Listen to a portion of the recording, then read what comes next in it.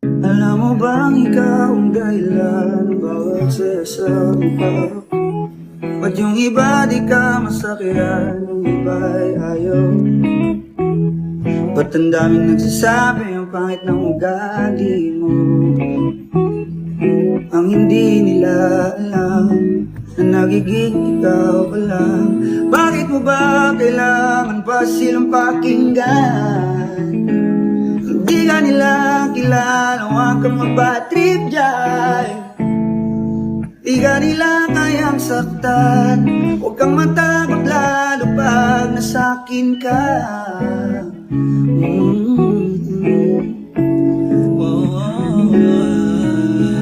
Ikaw lang ang maganda sa paningin ko.